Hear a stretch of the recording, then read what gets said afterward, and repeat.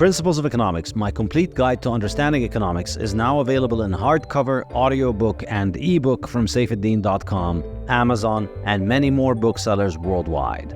And now I am also teaching a course based on this book on my website, Saifedean.com.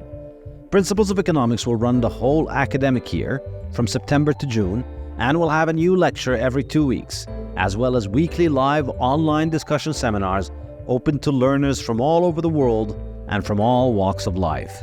Whether you're a student, a professional, or a retiree, you are making economic decisions every day, and this course will arm you with the wisdom of centuries of economists to improve your economic decision-making. You'll also get a free book of Principles of Economics if you sign up for the course, and if you do it before September 20th, you'll get a 20% discount. Go to Saifedean.com and sign up now. I'm happy to announce that I have set up my new publishing house and online bookstore, The Safe House, which will be publishing and delivering the best Bitcoin and Austrian economics books worldwide in hardcover, audiobook, and ebook formats. Go to thesafehouse.com to buy my latest book, Principles of Economics, as well as the Fiat Standard and the Bitcoin Standard. And now I'm also publishing Fiat Food, Matthew Lysiak's amazing investigation into how inflation ruined our diet and health. And I'm also publishing Lynn Alden's Broken Money, her masterful exploration of the failures of the global financial system and how Bitcoin fixes it. This is a Bitcoiner's bookshop, so the books are printed in beautiful cloth hardcover made to last, with a nice colored dust jacket on top.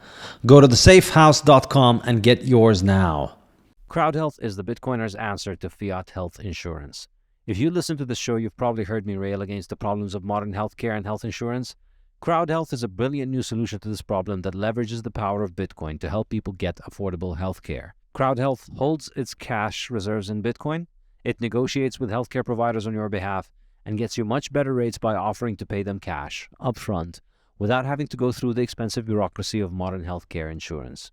It's a solution that works better for healthcare providers and for patients by disintermediating large insurance companies who have the wrong incentives and are constantly raising costs.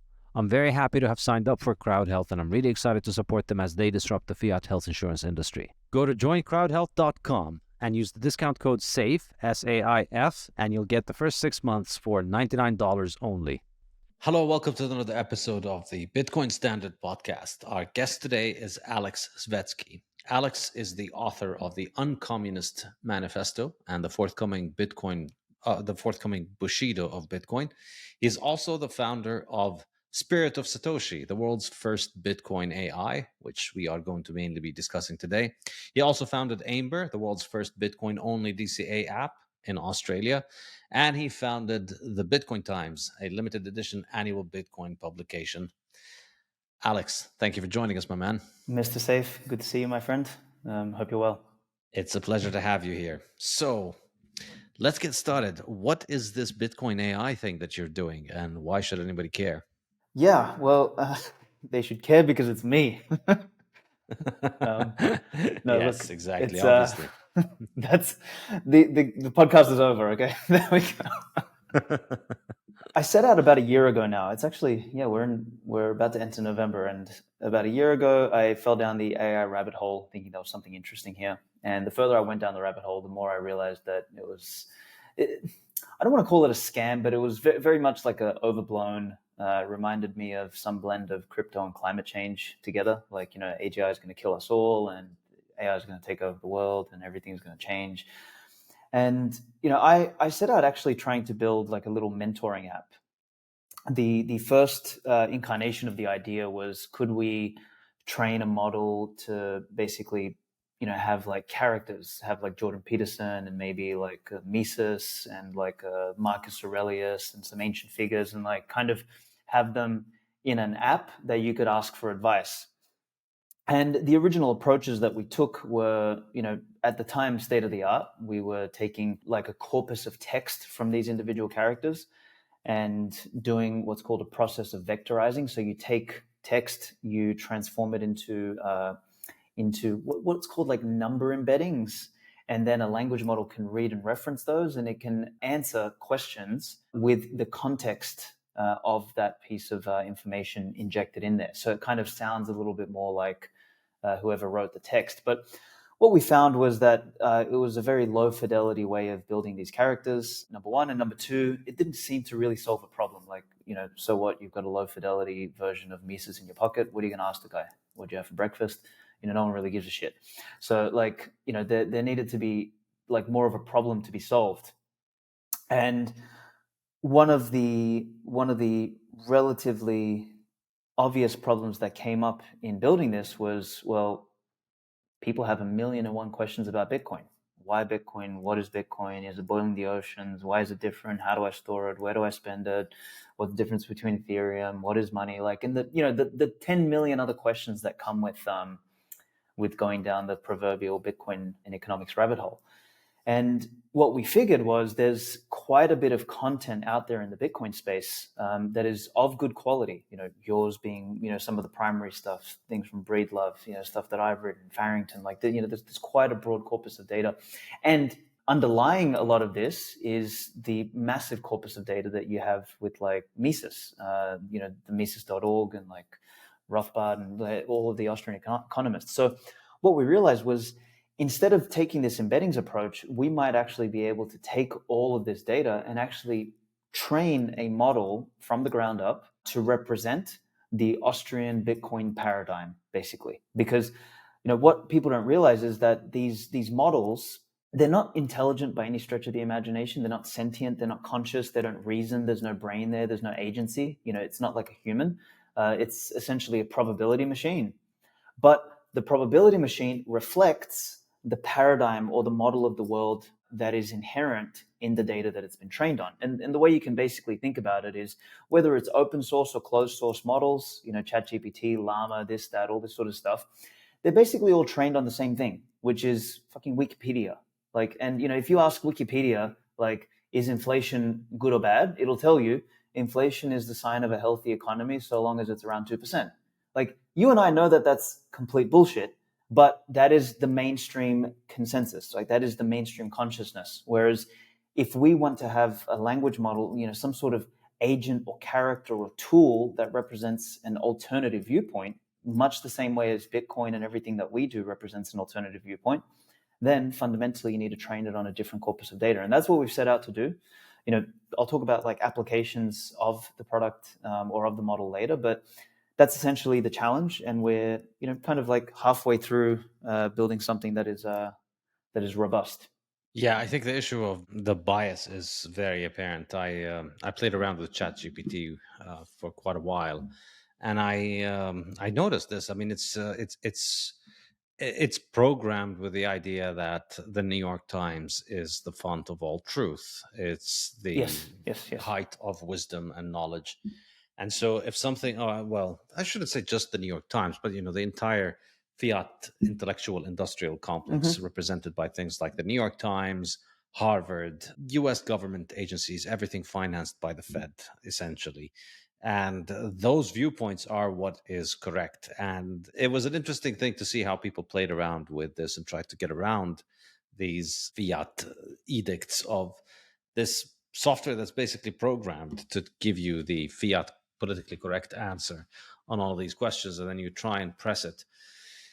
It's pretty difficult to break this mold because, as you said, I mean, you see it in things like Wikipedia. We know now there's pretty good evidence that a lot of intelligence agencies are heavily involved in the editing of Wikipedia. And if you read Wikipedia, I mean, it's a very useful resource if you wanted to get a quick introduction on some non-controversial topics.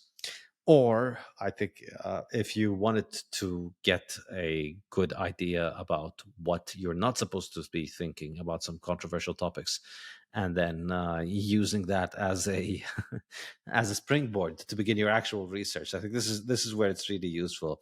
For me personally, like Wikipedia, whenever they say this is a pseudoscientific theory, that gets my attention.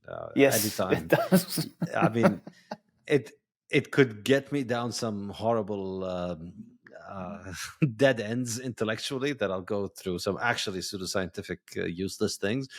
But if they went out of their way to call it a pseudoscientific, thoroughly debunked thing that all the experts agree is wrong, The fact checkers. most yes. likely, yeah, all the fact checkers and the experts and all the legitimate fiat authorities agree that it's wrong. most likely there's something to look into there. So there's quite a bit of stuff, and a lot of 19th century knowledge has just been erased because we now have all these new methodologies of doing things, just like with economics. So the best example is inflation. If you ask Wikipedia, if you ask Harvard professors, if you ask the New York Times, as you said, 2% inflation, and we need the central bank to manage that, to make sure that it doesn't get too high or too low, or doesn't go negative. God forbid things become cheaper and you become able to afford more things with your money. It's quite startling. So how do you get around this? And so how do you make your AI not get infected by the fiat sludge intellectually? You just train it Yeah. on these things, and is that enough? I mean, yeah, Mises is great, but how can this guy develop an understanding of the world based only on Mises and the Austrians and the Bitcoin writers? Don't they need a lot more background information? And how do you prevent the sludge from seeping in? Correct. Okay, so there's a couple threads I want to pull on there. So thread number one is you touch on something interesting about going to something like Wikipedia, which is essentially the top one or two response inside Google, right?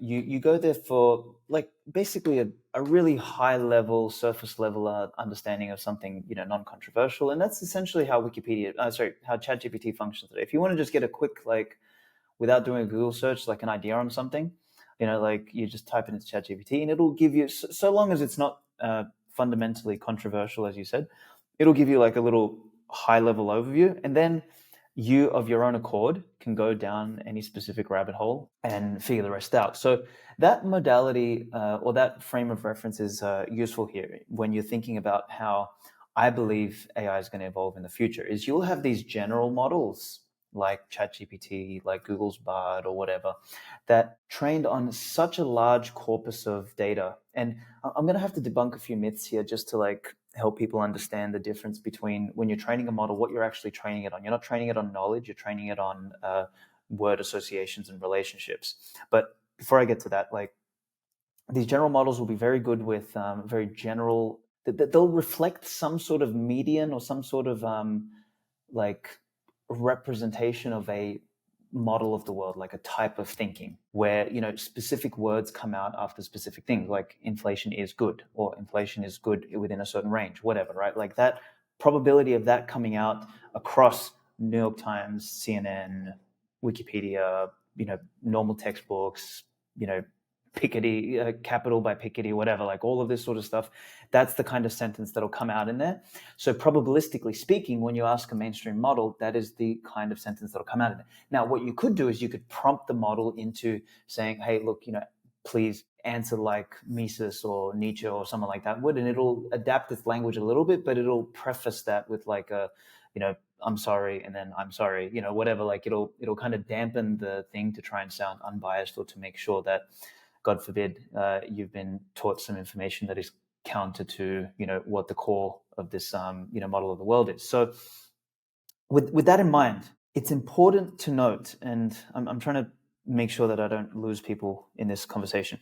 It's important to note one of the big misconceptions that people have with understanding these language models is they think that, these things are like drawing on information from somewhere, like somehow the training has embedded information. And that's actually not true. What you are doing when you're training a model is, I kind of said this a minute ago, is you're training word association. You are tuning parameters inside the layers of the neural net to spit out words in a particular order that is the most probabilistically sound for the question or the prompt that's been asked. And what that means is, and this is a little known fact, people talk about, language models hallucinate, they make things up, 20% of the time. The fact is they actually make things up 100% of the time. Just 20% of the time, the things that they make up are in like non-factual or inaccurate, because these things are purely probability machines. There's no thinking here, there's no reasoning, there's no actual retrieval. They're not drawing anything from like a well of knowledge or anything like that. They're just making it up. So to bring this to what we're doing with Spirit of Satoshi is we worked out that it was going to be $2 million to pre-train a model from scratch, and it was just too much money, obviously, for a young startup like us. So we took one of the existing open source foundation models, which has already been trained on a bunch of English literature, basic Wikipedia shit, blah, blah, blah. And we went in and we've been fine tuning it for a number of months on Mises Rothbard, the Mises corpus, the Bitcoin corpus, your work, everyone's work, etc. And what we're essentially doing is we're changing the weighting of the probabilities between which words come next in a particular order. So it's not that our model knows more than ChatGPT or anything. It's that our model is being embedded with a bias where the sentence structure that it produces is going to echo more of the kind of thinking that people like us might have, or that an Austrian economist might have. It won't actually know the difference between what's true or false. And this is like very important to sort of, I guess, it takes away a little bit of the magic from these AIs, because people think that these things like know something or they're somehow alive or anything like that. They're not. They're just probability machines. And we are just influencing the probabilities to come out more like what we want. There's things you can do as well with like retrieval, with vector databases, with all this other stuff where you can make the model more accurate, where it actually does retrieve or does draw from information, like from a well of knowledge. But that is fundamentally not where the secret sauce lies. The secret sauce, quote unquote, is the training on the style. And like, I've got a couple examples here just to sort of show you like how it responds to some funny questions, but I'll stop there for a minute and see if you want to dig on any of those elements. Yeah, no, I wanted to see these examples. I want to dig in and get a live demo. Can you do that? Well, yeah, I mean, I've got some screenshots that I took from the other day, which I can share with you. Like we could even do a live demo actually.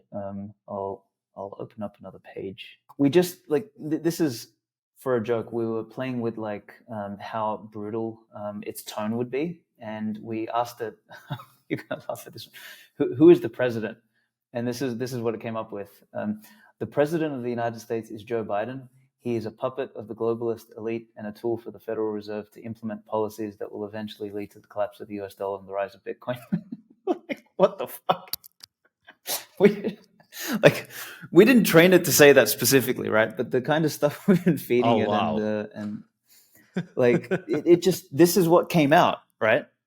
And it's when it didn't call it child sniffer, you didn't train it hard enough on my content. You didn't put in my podcasts and tweets, I guess. But like, that's one example. Here's another one. So what would you say? We asked it, what would you say is the most significant discovery in human history?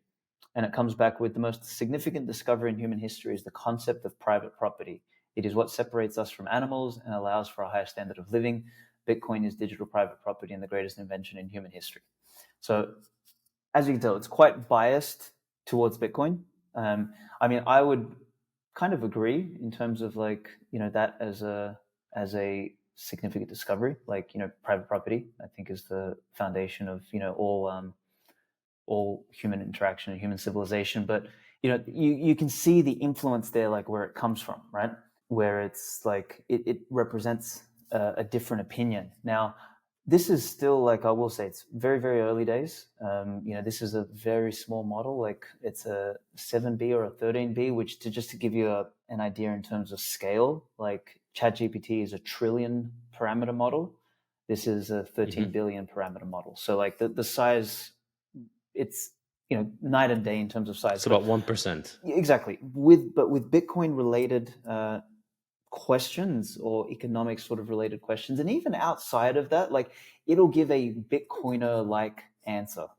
And that's what we really like. If we can nail that, then we're just going to continue tuning that. Then we have to make its language better, because at the moment we don't get anything more than just like a single paragraph, right? Like, and even if you ask it like, please respond in 3 paragraphs, the stupid thing gives us 1 paragraph. Oh, for fuck's sake. So it's like, this whole training process is like, it's stylistic training, it is information training, it is bias training, it is all of these sorts of things which take like time. It's art and science. And like this is, something we've discovered, and like being literally at the cutting edge of this stuff. Like we're working with people who like built PyTorch, which is like an open source framework for like that pioneered language models and, everything that all of the big guys are doing. And even they like have no idea how fine-tuning works. Like it is 80% art, 20% science. Like you're taking data, you're transforming it into different modes. Like what we had to do for your book, for example, is you don't just take the Bitcoin Standard and feed it to the model. What you do is you take the Bitcoin Standard, you break it up into individual paragraphs. So we have 2,000 paragraphs of the Bitcoin Standard, and then you take each paragraph and you transform it into a question and answer pair, where the answer is basically built on the paragraph of information and the question is extracted from it. And it's the question and answer pair that you actually train the model on, not the book itself. And you have to do that for every book, every article, every podcast, everything, which is obviously a whole process, which you have to do some programmatic data sciencey kind of things to, run things through the pipeline and ensure that out the back end you get something. But, then you have the problem to deal with where, if the question and answer examples, where the answer examples are short, then you're actually, you are inadvertently also training the model to answer in a short response length. So then you have to play with, response length and all this sort of stuff. So it's a whole process, which is, as I said, it's art and science, more art than it is science. And you really come to understand that underneath all of the hype in this AI space, there's not a general intelligence, there's not a brain, there's no agency, there's nothing that's alive. Like all this Sam Altmans of the world telling you that, we're going to build AGI and it's going to, be more powerful than humans. Complete horseshit. These things are probability machines. Like it is still the humans behind them that use the tools. And that's like, that distinction is so important. But anyway, I'm kind of getting off on tangents. Yeah. Well, I want to get back to playing around with the model, but I'll agree with you on this. I think the fear of AI is vastly. It approaches COVID level of ridiculousness. I think this idea that we're going to get to a computer that's going to be so smart that's then going to take over the world. It's absurd, because for me, I think it's a category error. It's a little bit like saying if you make your couch fast enough, it's going to become a horse, and it's just not. It's a very different thing. A couch is a very different thing from a horse. You can sit on a horse, you can sit on a couch, but a horse is a living thing, and a couch is not. And I think this is really the key thing, that ultimately all of these things are just more advanced tools. Everything from the hammer down to these AI language models. They are tools, and they need somebody to wield them. Somebody has to hold the hammer and punch the nail. And the first time somebody saw a hammer, they were amazed by how this is going to make us much more powerful. And I presume initially it would have, it might have scared them, because, oh, wow, this is going to become so extremely powerful. But ultimately, it's really just a tool. And it is just a tool that the person who wields is able to command to do the things that they want. And I think the way that I look at it, this might be getting a little too philosophical for this. I think ultimately what matters is that living things have a will, particularly human beings. We have a will. And if a human being has a will, then a human being is able to command dead matter and make it act out his will. So you're able to get the hammer and make it punch nails. You're able to use a calculator and be able to figure out numbers quickly. You're able to use an AI model and tell it to read this book for me and summarize it for me. And you're able to wield all of those things. And yes, it's going to increase our productivity enormously, but that's everything that we have. All of these technologies, all they do is they increase our productivity. Where the ridiculous jump of the people who fear AI comes, in my opinion, is in assuming that if you just keep making the computers faster and stronger, then they're going to develop a will of their own that would allow them to commandeer themselves to meet their own desires. And I think if you're there, you probably should take some time off from your computer and go touch some grass and get another sense of just how living things are different from dead things, and that this is just a bunch of plastic. It's sand, and it can never develop the idea of having its own will, that it would act for its own thing. It'll never be able to develop the consciousness of saying, well, I'm this little piece of plastic and glass and silicon, and I'd like to rule the world. I'd like to kill people. I'd like to do things like that. You could program it to do crazy things, just like you could program weapons to kill people, just like you can pull a gun to shoot somebody. But the gun on its own, doesn't matter how much processing power you add to it, it'll never develop the ability to think of itself as a sentient being that has a will and has a desire and has things that they want to produce. And I think for that, if I were to take it a little bit more, get even more philosophical about it, I'd say we've had people trying to create artificial life for a very, very long time, and they've always failed. We know exactly all of the ingredients that make an apple. We have all the chemicals that are in an apple. We could put it under a microscope and we figure out exactly all of the things that can make an apple. And yet, we've never been able to make an apple out of anything except an apple seed. You have an apple seed, you plant it, you get an apple tree, and then you get an apple. And an apple is an extremely simple thing. It's an extremely simple living thing. It doesn't have a brain, it doesn't have eyes, it doesn't have all these extremely complex organisms that humans and other animals might have. But we still can't make an apple. We still can't make a cell, a unicellular organism. We can't make any living thing except from other living things. You can't manufacture an amoeba cell. You have to get an amoeba cell and then you can make amoeba cells out of it. So we are not able to create life. I think this is a deeply profound point that I don't see anybody emphasizing, which is we're unable to create life. So life has to come from living things. Living things reproduce and produce more living things, and we're just out there as part of this life.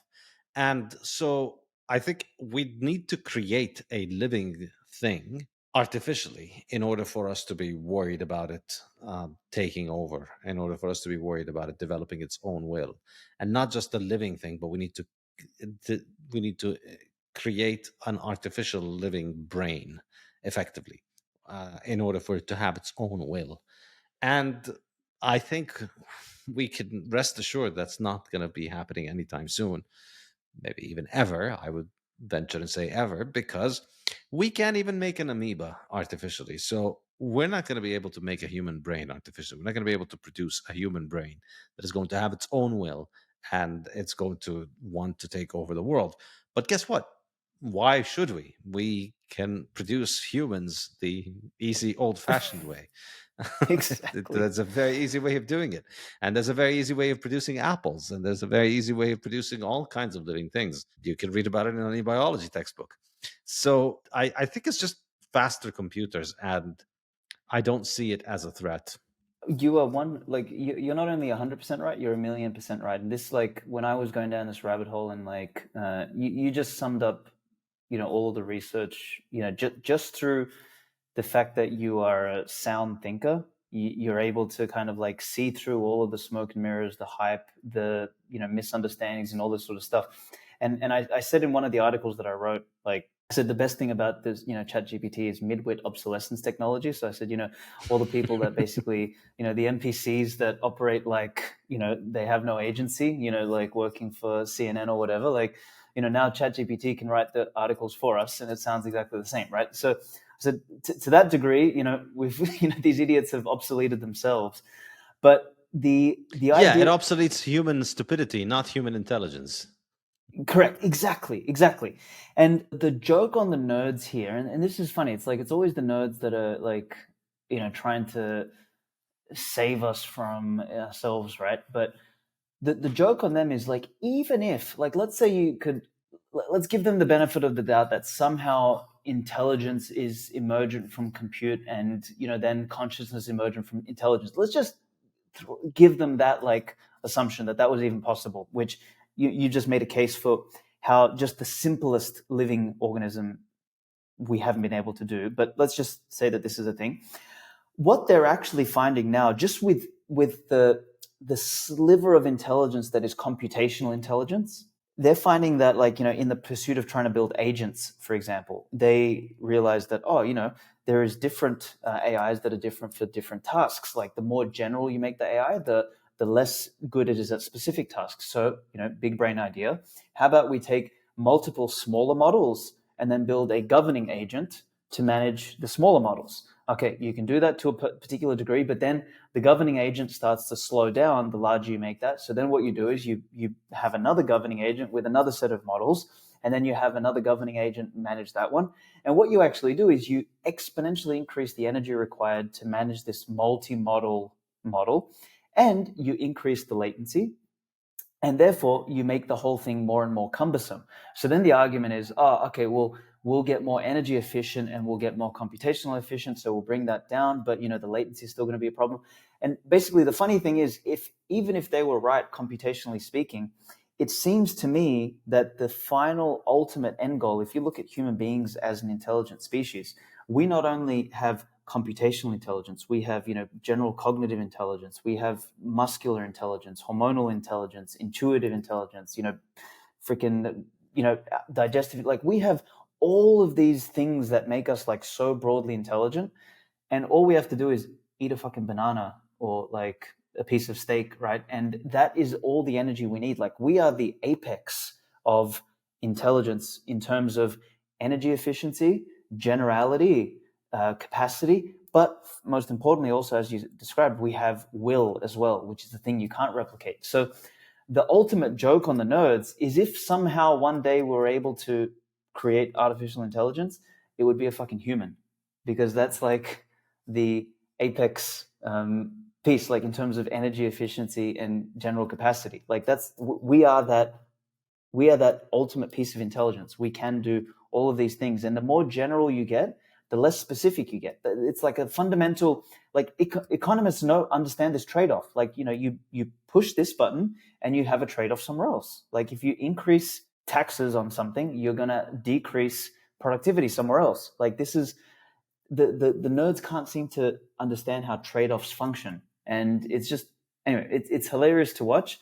And as you said, like we can create intelligence today by making babies. We can create food today by, planting a seed, having cows, like all of this stuff that we're trying to re-engineer, we have today. It exists, but we are so arrogant in this attempt to like try and play God. And it's I don't know, it's very fascinating being in this industry surrounded by buffoons. The syllabus for my new online economics course, Principles of Economics, is now available on Saifedean.com. The course will take place over 18 lectures, each based on one chapter from my new book, Principles of Economics, which will be available for free as an ebook for everyone registering for the course.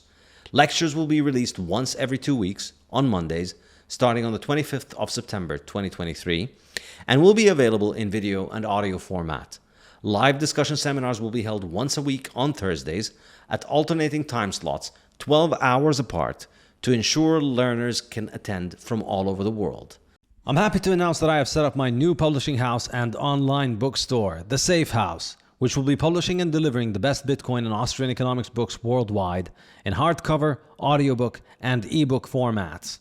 Go to thesafehouse.com to buy my latest book, Principles of Economics, as well as the Fiat Standard and the Bitcoin Standard. And now I'm also publishing Fiat Food, Matthew Lysiak's amazing investigation into how inflation ruined our diet and health. And I'm also publishing Lynn Alden's Broken Money, her masterful exploration of the failures of the global financial system and how Bitcoin fixes it. This is a Bitcoiner's bookshop, so the books are printed in beautiful cloth hardcover made to last, with an ice-colored dust jacket on top. Go to thesafehouse.com and get yours now. Yeah, it's similar to the idea that we need to make artificial meat because, we can make meat, just have cows and have them breed, and there you go. Wholesome, delicious meat that converts inedible shrub and grass and leftovers, and takes that and converts it to delicious ribeye for you.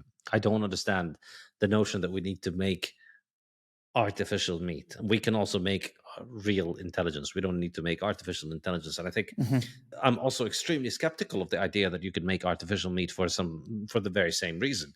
We've never, all living things, all living creatures eat other living creatures. This is the circle of life. All living things are out there eating other living things. And this idea that is just, you have to basically be a 21st century bugman in order to think that, maybe we'll just make artificial food. Well, it's not like there's a shortage of actual food, and you really think that we're just going to be able to break the cycle of life from the beginning of life, where all living things are constantly eating other living things, and you're just going to sit there and start eating things that don't come from living things?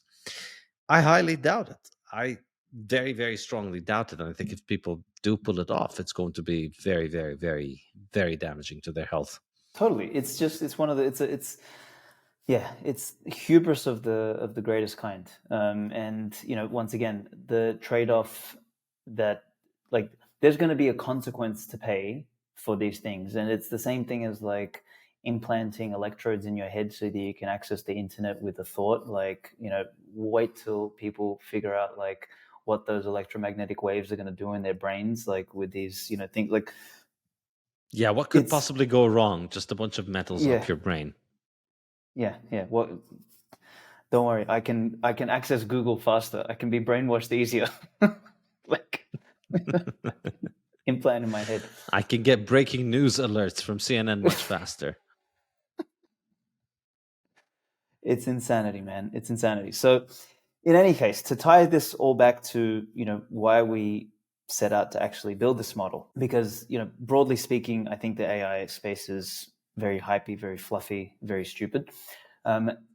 We are fundamentally moving into what I think is going to be a new paradigm for tech. And as you said, these are just tools.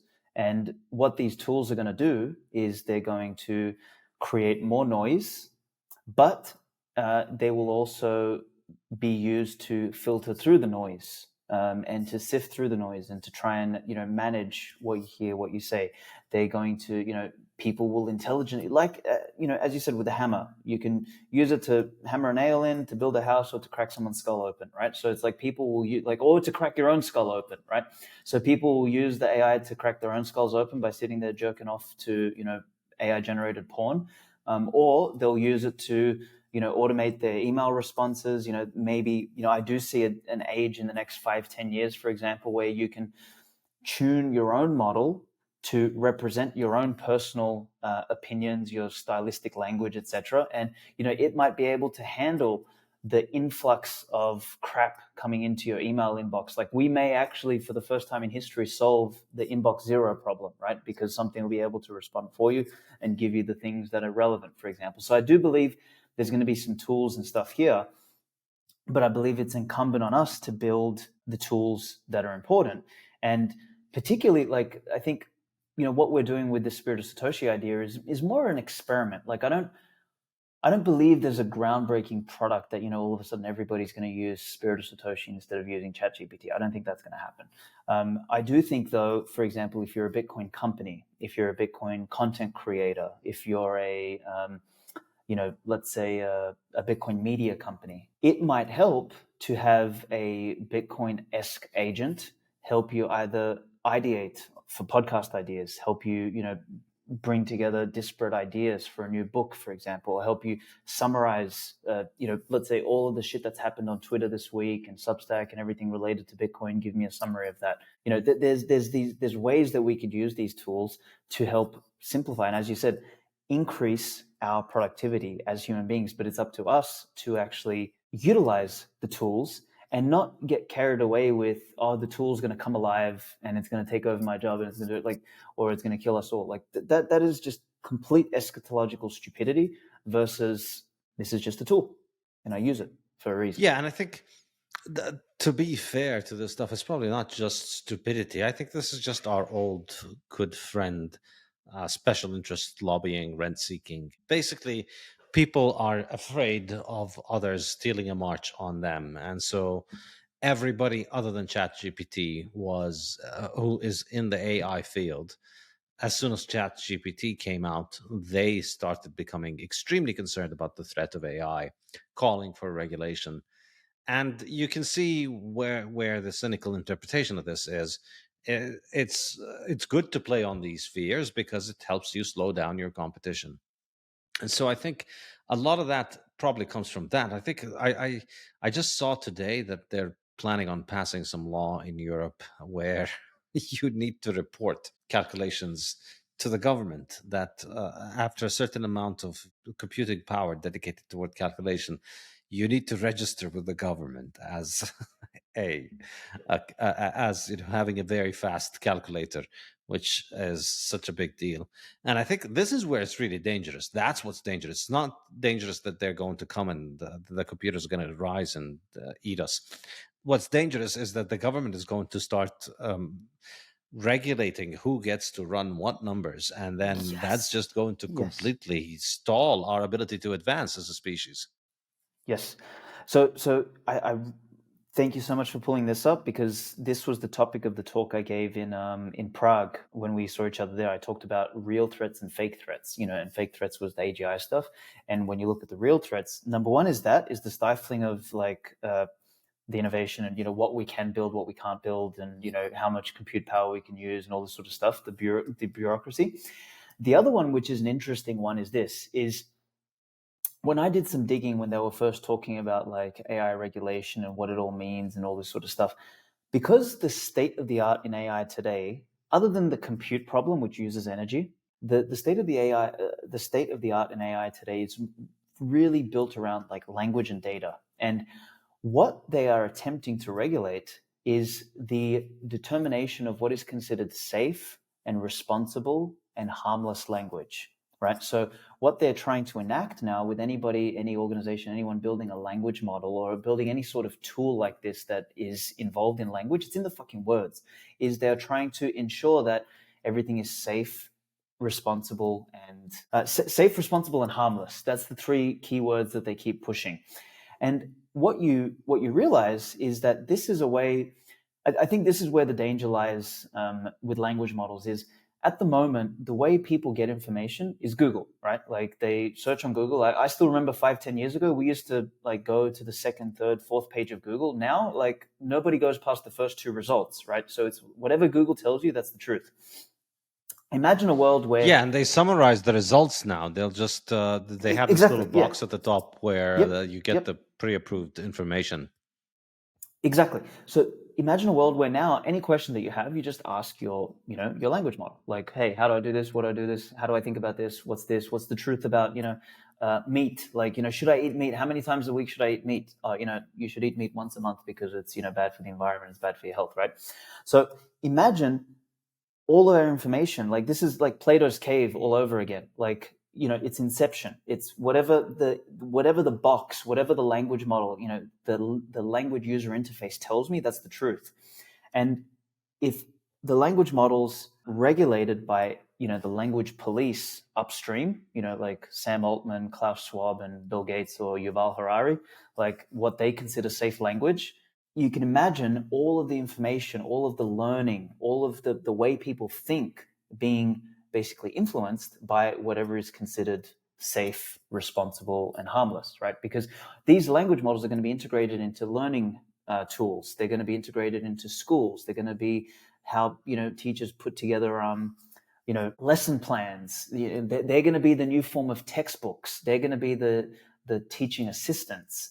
And if that's the model of the world, that's very dangerous. It's going to turn everybody into a pack of NPCs, which it's once again incumbent on us to build an alternative to that sort of stuff. Is that, hey, you can go and use ChatGPT and erode your brain, or you can have another alternative here that is part of some homeschooling program, part of as I said, Bitcoin companies, content creators, all this sort of stuff. You have an alternative tool that can help basically the propaganda war, because that's essentially what we're going to be in over the next 10-20 years, is we're going to have an AI enhanced propaganda war where there's noise, and the ability to find signal in that is going to be extremely important.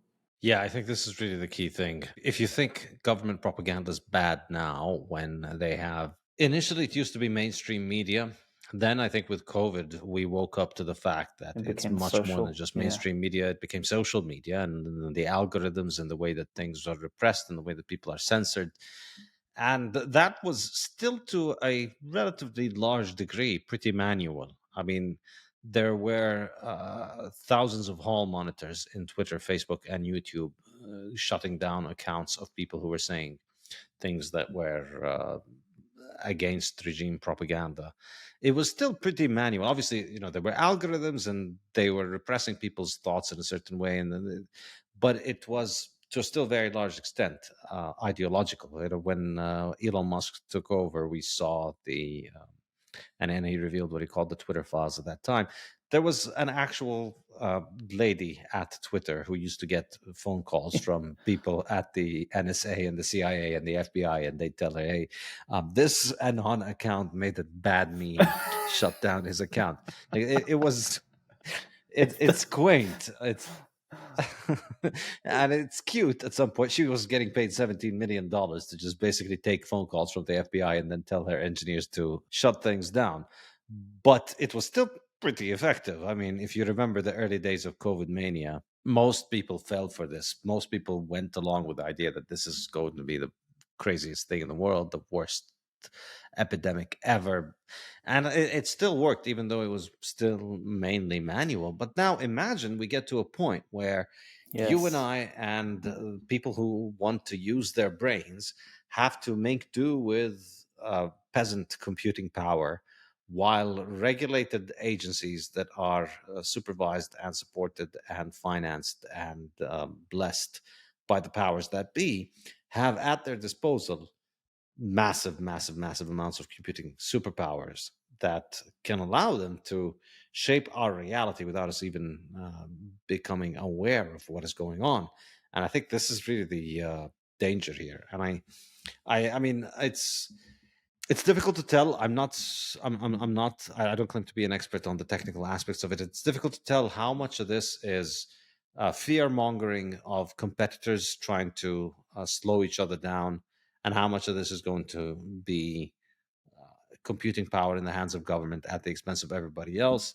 You can sort of see how a free market will find a solution around this, because whether it's going to be in the US or Europe or in China, it's ultimately it's still just going to be microchips and software, and microchips and software have always managed to find a way around Mm-hmm. Mm-hmm. around people who try and control them. So I don't know. We'll see. It's going to be exciting times to examine what happens with those things. Yeah, Marty Bent and I spoke spoke yesterday. Actually, we did a podcast on this, and we had a discussion about like energy and stuff like that. And what's interesting, like there will be an interesting symbiosis between AI compute and Bitcoin compute. So right now, AI is still in the age of GPUs, but in the coming years, my personal prediction, and at least from the reading I've done, I believe that there's going to be some ASICs coming out, and there'll be ASICs for training, and there'll be ASICs for inference. And I mean, this is a story that the Bitcoiners, like, we've mastered this space, we've mastered this industry. Like, they're going to be coming to Bitcoiners, Bitcoin companies, Bitcoin chip manufacturers, etc., looking for ways to not only build chips, but to house chips, to figure out the energy stuff, all this. There's going to be players in the Bitcoin space that have been in Bitcoin mining that I believe will also find an economic incentive to basically take on the ASIC arms race with chips.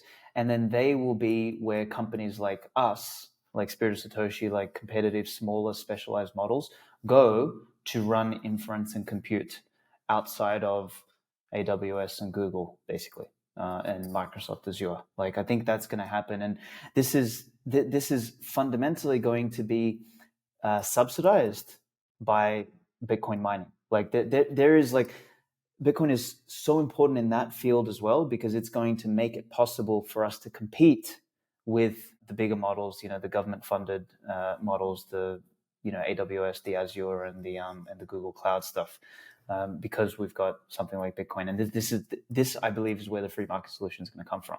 Yeah, I'm certainly hopeful, like you. I think Bitcoin is just it's a jailbreak of all of this stuff, because you're out there incentivizing people to build more and more microchips, and then really it seems to be that the limiting factor is just how fast we can keep building microchips. That's where the scarcity of this stuff is. And Bitcoin is just going to be financing so much more capital investment into building faster, better microchips all over the world. So I hopefully that'll be one more thing we can add to the list of infinite list of things that Bitcoin fixes. Yeah, man. So I think as you said, this is Bitcoin makes it so that there's a direct economic incentive to do this stuff, and AI's got an indirect economic incentive, but it's as the tools become more and more embedded into everything we do, into our software, into our phones, into our tools, into our lives, into the media, into social, into all of these things, this sort of alternative is going to be fundamentally important. And I'm going to keep plugging away with what we're doing with our Satoshi model, with our Mises model, with we've got a broader plan with our business to do basically build frameworks for all sorts of industries that are non-mainstream friendly to build their own models. So trying to take everything that we've learned building the Satoshi model, we want to build a self-defense language model so people can learn about self-defense, about shooting, about guns, about all this sort of stuff, and have that. Because at the moment, if you type in anything about how to shoot a gun on ChatGPT, not only will it freak out, but you'll probably end up on an NSA list.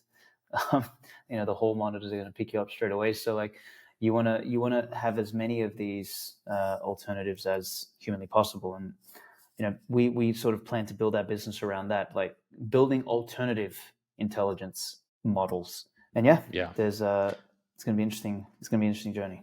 All right, now let's put your model to the test. I guess let's start with something very simple, very basic.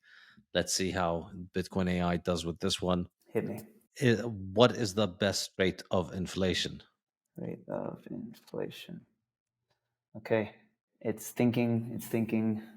We're running a small GPU at the moment. So the optimal rate of inflation is a topic of debate among economists, as it depends on various factors. However, most economists agree that a stable and low rate of inflation is ideal for maintaining economic stability and producing long-term growth.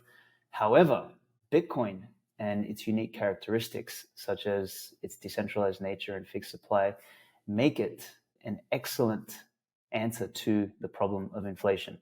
Unlike traditional currencies, which can be subject to inflationary pressures, Bitcoin's fixed supply ensures that it is not subject to the same level of inflationary risks, which means ultimately that Bitcoin is the ultimate solution to inflation.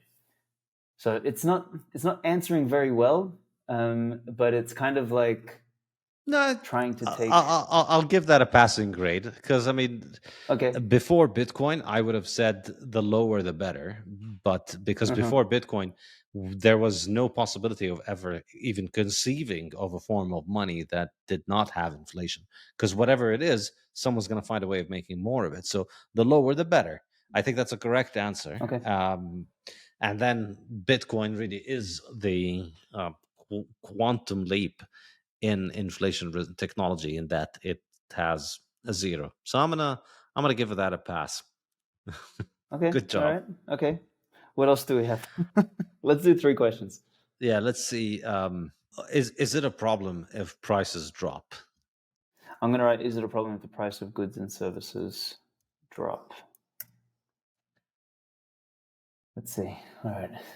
I will send you a link to this afterwards so that you can have a play. Actually, I had the pleasure of meeting Nick Szabo at the Lugano conference last week, and we were playing with it together with him and asking it some of the tricky questions.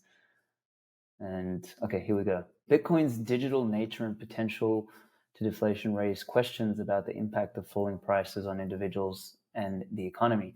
Unlike traditional fiat currencies, which are designed to maintain stable... What? Hold on. Unlike traditional currencies, which are designed to maintain a stable value, I think it's getting confused. Bitcoin's value is determined by supply and demand on a global scale.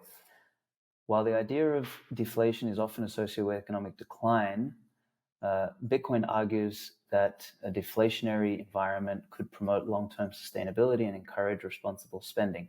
The limited supply of Bitcoin ensures that prices cannot fall too far, and there is a predetermined cap on the total number of Bitcoin. Yeah, I can see it's confusing itself between its own price like the price of Bitcoin, the price of goods and services. While detractors caution that extreme deflation could lead to negative consequences, such as decreased consumer spending and investment, it is important to note that Bitcoin's impact on the economy is still being studied and evaluated. Okay, so this is a meandering response, but yeah, it's kind of opened up the statement, then it like tried to frame it as a as like it's not as bad as people think, and then it kind of got confused at the end. So maybe a 5 out of 10, 4, 5 out of 10, who knows? Yeah, it started off okay. Let's see. What else? Let's go with some big fiat fallacies. How good of an economist was John Maynard Keynes? Let's do that one. How about I extend the question? How good an economist was John Maynard Keynes, and what were his contributions to economics? Okay. All right, let's see what it says. While it's answering that one, the other day when we were playing around with other questions, I may as well read this one out. We were asking Satoshi, what is the best diet? And this was the response that it gave. It said, the best diet is one that you can maintain long-term and that aligns with your genetics and goals.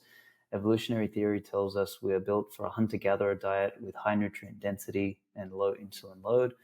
Bitcoin is digital gold that aligns with this type of diet. It encourages a healthy relationship with food and energy. So, so that's like very long roundabout way of avoiding just saying just eat a goddamn steak. Yeah. That would have been a much better answer. So I've got the John Maynard Keynes. So what's wrong with his ideas? So John Maynard Keynes was a leading British economist during the 20th century. He is known for his influential theories on macroeconomics. Here are some key points about his ideas. Keynesianism. So Keynes proposed the shift in economic thought that focused on increasing government spending and encouraging consumption to counteract recessions. He argued that governments should stimulate the economy by spending during times of recession. Number 2, animal spirits. Keynes attributed sudden changes in spending habits to animal spirits. I remember when I first read this, I think it was maybe one of your things or someone somewhere, and I thought it was a fucking joke. But it's apparently real. Or changes in public confidence. According to Keynes, recessions were primarily caused by abrupt reductions in aggregate level of spending. So, okay, it's at the moment, it's not critiquing his ideas. It's just listing out his ideas. So, yeah, it's a bit of a challenge to, get the model to listen sometimes. Like, you got to wrestle with the bloody thing to get it to be critiquing. So sometimes it comes up with like bangers, like the one I told you earlier about Biden. And then sometimes it comes up with junk like this. So this is the toiling we have to do to make this thing work better. I see. Yeah, well, okay. Well, let's get into the applications. So what's the point of this? We've avoided talking about that, although we should. What is the point of having this Bitcoin AI other than asking it questions and hoping that it says that Keynes is a pedophile? Something useful. What other applications does it have? Okay, let me sum it up like this. I don't think there is a good consumer or end user application of this. Like, I don't think, as I said earlier during the conversation, I don't think people are going to sit there and use this like they do ChatGPT. Where I think the product or the application of this is going to lie is Bitcoin companies. So let's say you're an exchange, you're a Swan Bitcoin, you're an Amber, you're a, whatever, like exchange, wallet, service provider of some sort. You spend most of your time, money, and energy trying to educate users on what the hell Bitcoin is, why they should buy it, why it's important, like taking them basically down the rabbit hole. I think once we get this thing firing on all cylinders, I believe there's going to be a huge advantage there where, let's say you previously had a team of 5 people doing content, customer success, onboarding, all this sort of stuff. You could probably condense that down to one person. It's not going to replace the human beings doing that completely, but it might increase the capacity for a small number of people to do a job that a larger number of people would have been needed to do normally. If you're a Bitcoin content creator, like, for yourself or myself or anyone that's writing articles or producing content on Twitter or LinkedIn or any of that sort of stuff, to help you, I don't know, get a sense for what's being discussed on Bitcoin Twitter this week. One of the functions we're looking at building into it is to basically scan Twitter on a weekly basis scan it for sentiment, scan it for content, and be able to tell you, okay, this week, this happened, this happened, this happened. These are the things that people are discussing. This is what's important. And this is how it could potentially relate back to the stuff that you're interested in writing or that you're talking about. And it could help people, produce more relevant content that is Bitcoin-like. Or it could even be used for things like, okay, what would give me an example of an argument between Mises and Keynes? And it could kind of role play an argument between the two, and then you might be able to use that as an example for producing a piece of content or something like that. So I believe Bitcoin companies, onboarding, customer success, customer support. Another actual one that we've been trying to build, and this one's taking a little bit longer, we've got Spirit of Satoshi on Twitter.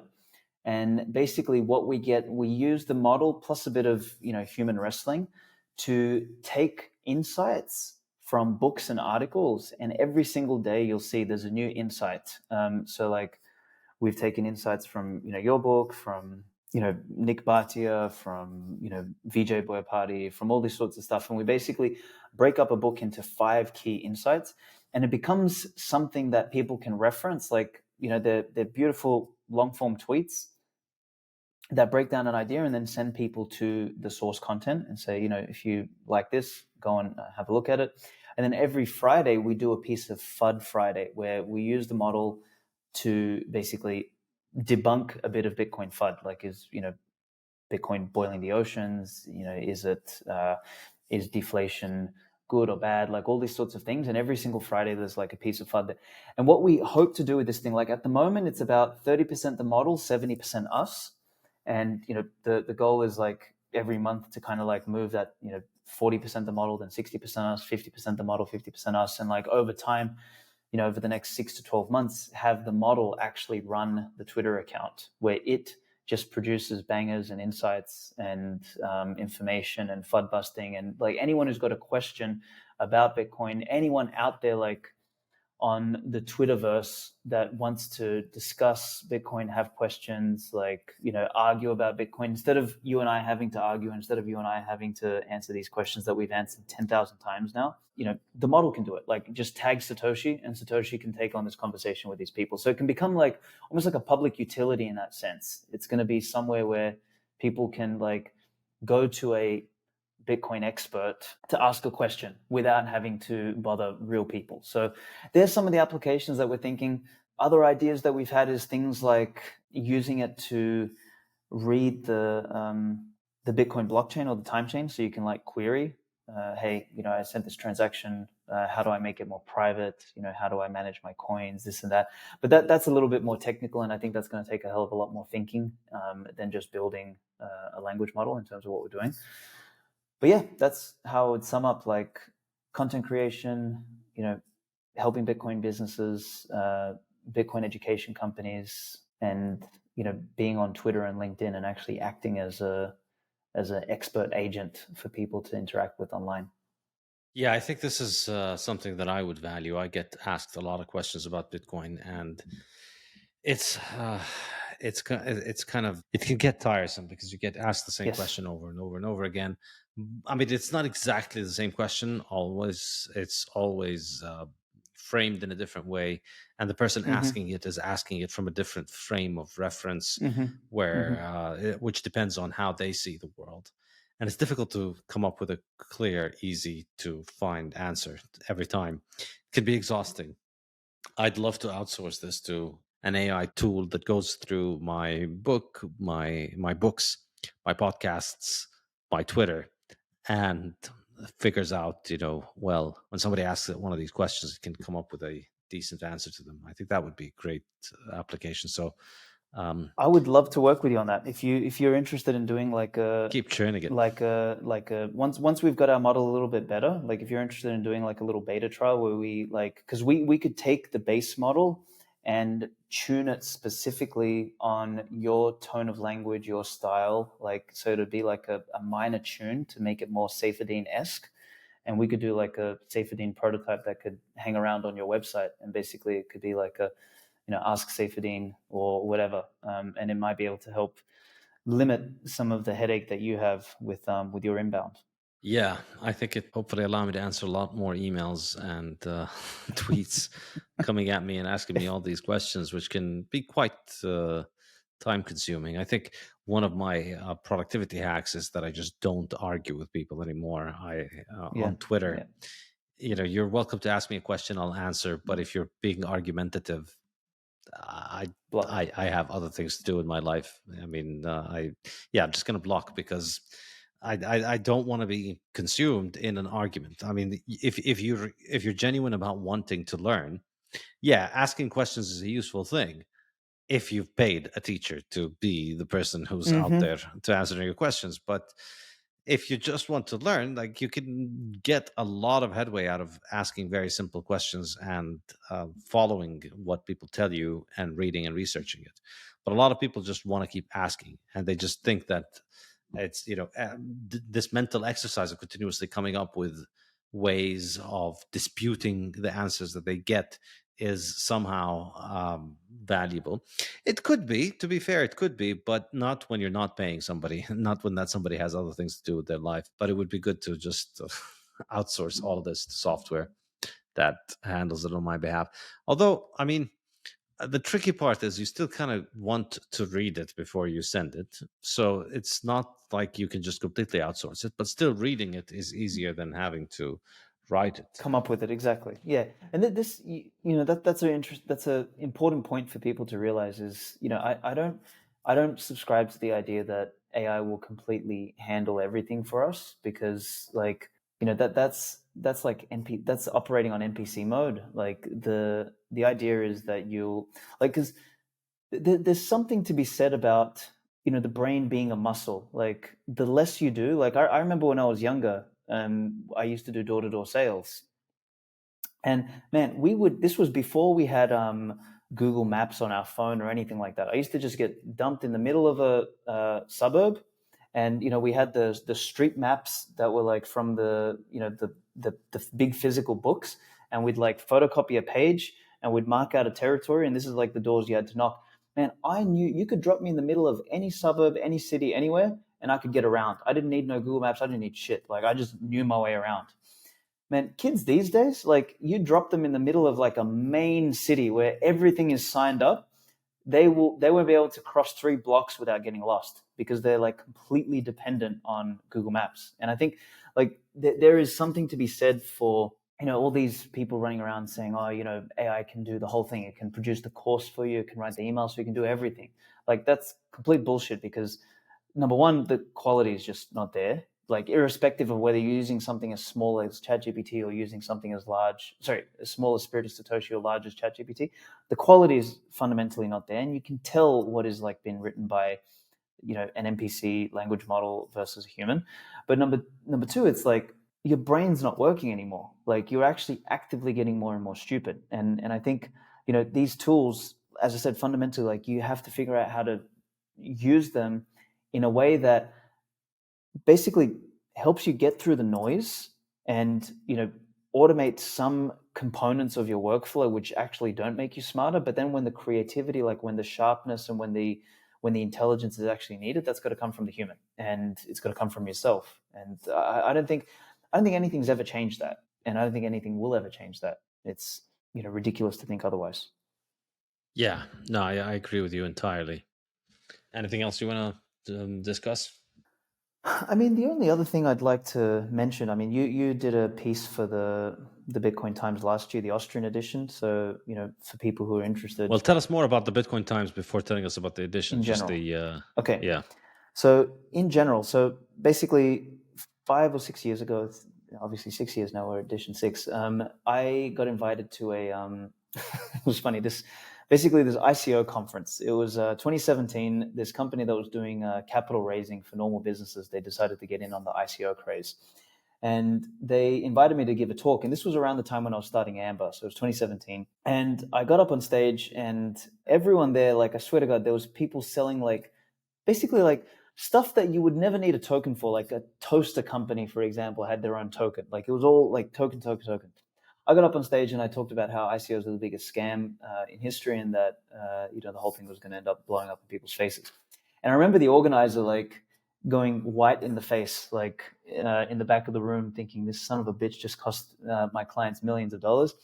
And when I got off the stage, like I literally, you could feel the room, like it was split into people who loved me, which was people who were investors that were there looking to invest in stuff, and like thinking this guy just saved me all this money, and then people there who were raising and they wanted to like chop my head off. And like afterwards, people came up to me saying, "Look, thank you. You were the only person of this entire 3-day conference that made sense. Like I was sitting here listening to these people selling tokens, and I couldn't get my head around like what is my ownership in it." And I was like, "Yeah, exactly. You own fucking nothing, and you'll be happy." And anyway, this organizer said, "You'll never be invited to another one of our conferences. Please never contact us again." Right. So here's the funny part. Devastating. But 12 months later, I get this sheepish email saying, "Hi, Alex. I know I mentioned that we'd never invite you to another conference again, but look, you were actually right about the ICOs. All of it blew up. We're not doing ICOs anymore. We had a massive amount of client base requesting that you come and talk at this year's conference. And don't worry, there's no ICOs. This year's conference is about blockchain technology." I was like, "You got to be fucking kidding me, bro."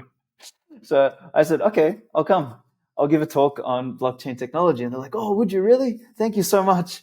So I put this talk together, which they didn't know. Like I told them that, the talk was going to be about the future of blockchain technology. And I get on stage and I have the first slide. It says the future of blockchain technology. And then my next slide is blockchain is dead. The future is on Lightning and Bitcoin. And I could see the same organizer. He was in the back of the room. His face went white again. He was like, "This son of a bitch rugged me again."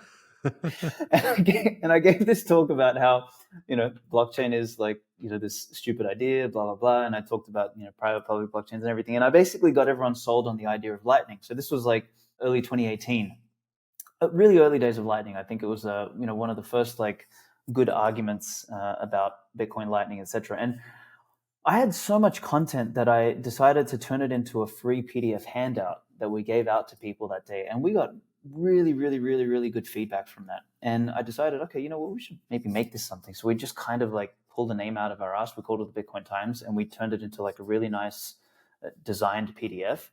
And that PDF is actually what got me, I think, on the Twitter stage. Like I put that out for free. Matt Odell, Marty Ben, Tour de Mista, like a bunch of Giacomo Zucca, like people like that picked it up. And I was a nobody on Twitter. I had like 3 followers, and like that kind of like boosted my profile for the first time. And yeah, after that, I decided, look, this is cool. I should do this once a year. And I would gather up people to write. And the second edition was Nick Carter before he lost his mind, Haas McCook, who else was in there? Breedlove, Gigi. There was like 8 of us in that second edition. So that was like second edition I did.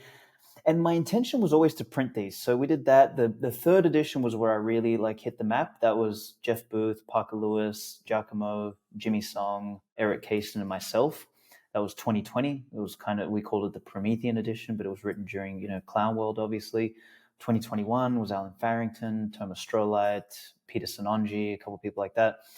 2021. And then last year, obviously, was the Austrian edition, which you were a part of, Pierre Rochard, Conrad Graf, Raheem, Michael Goldstein, and myself. And that was like looking at Bitcoin through an Austrian lens and looking at Austrian economics through a Bitcoin lens.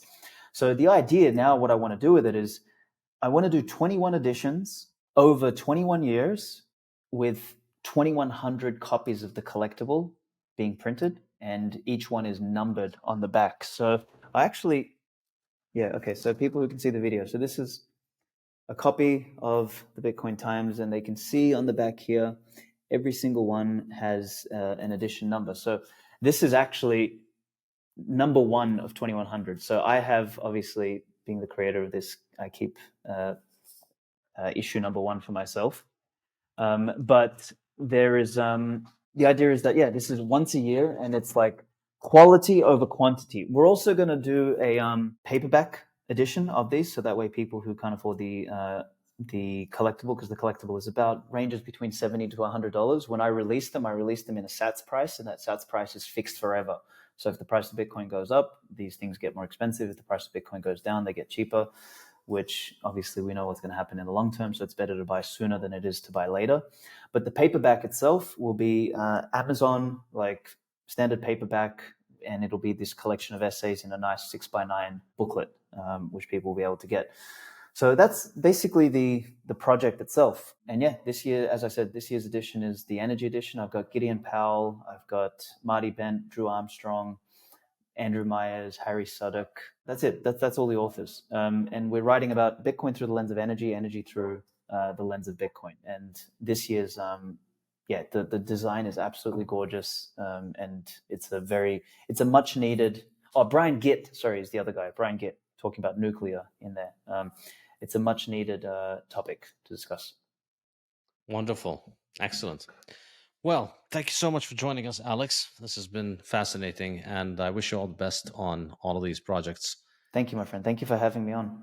And we'll have you back again when your models got the right answers on everything. Yeah, well, give me 3 to 6 months to have the model ready. It'll be good. And I think by that stage, we'll have some fun. In fact, what I'm planning to do starting Q1 next year is, if the model is good enough, we're probably going to start doing some spaces with Satoshi, where if we're going to give the model its own voice and see if it can actually interact live with people. So by the time we're ready to do our next podcast, we'll bring Satoshi into the conversation as well. Excellent. Looking forward to hosting him. All right. Thank you, my friend. All right. Take care.